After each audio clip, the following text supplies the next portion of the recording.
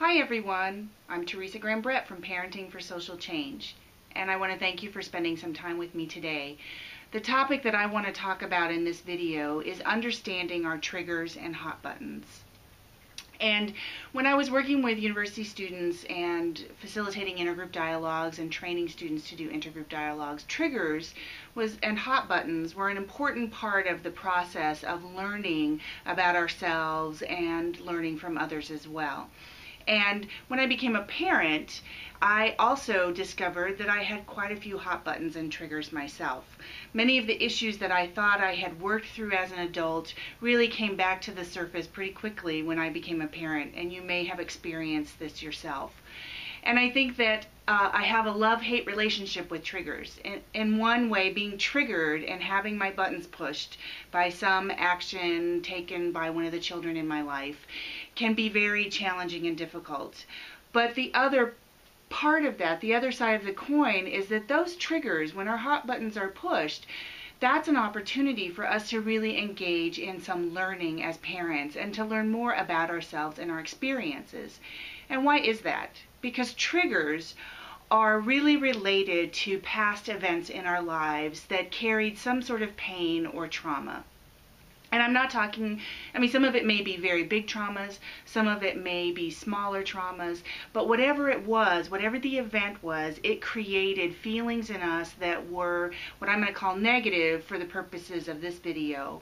Although I don't always see feelings as very negative, their feelings are feelings, but in our experiences, when we experience sadness or anger as a child because of some event, or even as an adult, and we don't have the opportunity to really make sense of the event and the emotions that came along with that, we get stuck in an emotional loop. Psychologists call these emotions that are left over from events that we haven't been able to process to make sense unintegrated emotions. And one of the things that happens as children is when we have experienced emotional control as children, we have unintegrated emotions. Let's say something painful or difficult happened to us. It may have even been in some interaction with our parents. And we weren't able, it wasn't safe for us to talk to our parents. And so the emotions that came along with that event, anger, sadness, frustration, grief, whatever it may have been, they stay within us. And they get stuck in a loop. And so what happens is that there's some event here. We experience some event, and that event produces emotions.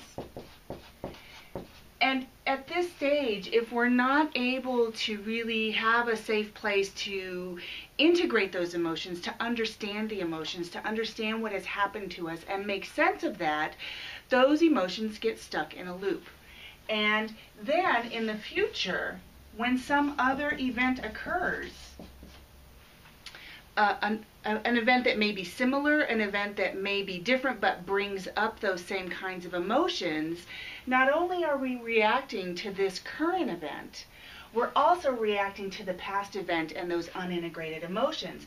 So really, this event produces emotions that are not only from this event, but also from our past event and those unintegrated emotions. And so we get stuck in this loop. And what does that mean as parents? If we had some experience as a child where we may have felt disempowered, we may have felt as though our voice wasn't heard, we really felt like we lacked any control over our lives, when we experience some event, when we're triggered by something that a child in our life does, our buttons are pushed, not only are we reacting to whatever the action is, or the event or interaction with our child, we're also reacting to our past. And so the reaction is magnified. We're not in a response mode, which comes from a place of clarity. We're in a reaction mode. And so triggers really are an opportunity to figure out what is it in this current event that we're experiencing that takes us back to that past event. And if we're able to dig deeper within ourselves and understand the impact of this past event and work to integrate these emotions from that past event, then we are less likely to be triggered in the future. So for example, in my own experience, with the children who share my life. One of the things that has occurred is when I was a child, and this is not a judgment about my father, it's just what would happen in our family. My father often didn't have a tolerance for noise and singing and things like that. And often when we would go into what were supposed to be happy events, a holiday or a birthday, at some point he might become triggered himself by what was occurring if he wasn't able to express his emotions as a child, and he would shut down whatever was happening that in my experience might have been joyful. So I was always in some ways fearful. I learned to be fearful about expressing my emotions in big ways, or singing or being joyful, and always wondering when the shoe was going to drop and when the other shoe was going to drop, and I would experience being shut down and have a negative experience with him.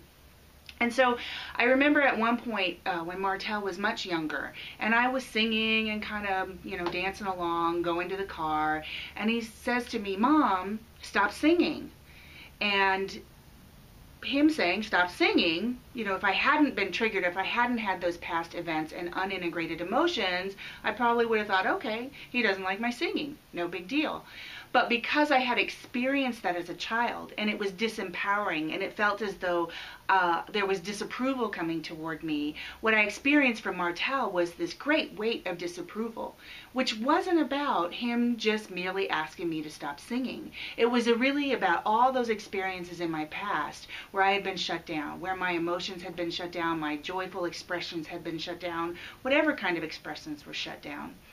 And so that trigger, I got in the car and I was able to sort of think about that and feel how I was feeling and try to understand that. And that trigger led me to understand the ways in which my experiences as a child and those leftover emotions I hadn't had a chance to process, to make sense of that, and to understand that my dad was probably being triggered himself by his own past hurts and pains, and that it wasn't about me, it wasn't about his disapproval of me, although I experienced it in that way. As an adult, I can make sense of that now. And so the current event with Martel asking me to stop singing, when that happens in the future, I'm much more able to just be responsive to it, to not feel that I'm an 8-year-old child again, or a 6-year-old child who's being told by an adult, a person that she trusts and she loves, to shut up. So triggers really are this amazing opportunity. If we're able to move beyond that immediate reaction, if we're able to take some space to understand why we are being triggered, and to understand that what's right in front of us, that experience right in front of us with the child in our life, is not what we're reacting to, is not what we're upset about, then we're able to disable, that's kind of funny, the reaction. We're able to bring that back down. And that takes some practice. It does absolutely take practice to do that.